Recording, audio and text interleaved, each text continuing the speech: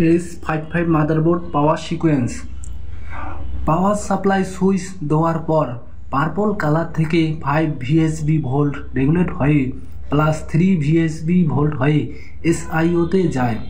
অতঃপর SIO RSM RST signal PCS-এ পাঠাবে। এরপর PSIN বা প্যান সুইচ বাটন প্রেস করা হয়। পাওয়ার বাটন প্রেস করার পর SIO থেকে PS আউট বা PWR অন সিগন্যাল PCS-এ যায়। এই সিগন্যাল প্রাপ্তির পরে PCS SLP S3 ও SLP S4 সিগন্যাল SIO-তে প্রেরণ করে। SIO এরপর PS অন সিগন্যাল পাওয়ার সাপ্লাইয়ের দিকে প্রেরণ করে ও পাওয়ার সাপ্লাই অন হয়। পাওয়ার সাপ্লাই অন হওয়ার পর সব ভোল্টেজ মাদারবোর্ডে ছড়িয়ে পড়ে। +5 ভোল্ট রেগুলেটেড হয়ে +1.5 ভোল্ট র্যামে যাবে। +1.5 ভোল্ট রেগুলেট হয়ে 1.05 ভোল্ট PCS-এ যাবে। অতঃপর CPU VTT 1.1 ভোল্ট CPU-তে যাবে।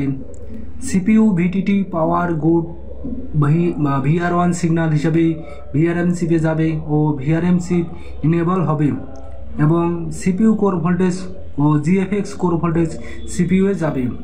এরপর VRM chip VR ready signal PCS-এ পাঠাবে।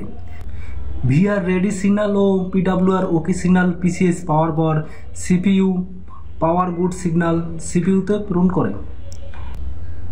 এরপর PCS SIO এর দিকে PCS PLD রিসেট সিগন্যাল প্রেরণ করে এবং প্ল্যাটফর্ম রিসেট করে। সর্বশেষ CPU PCS BIOS রিড করে এবং BIOS-এর ডাটা রিড করে ও সেই অনুযায়ী কাজ করে।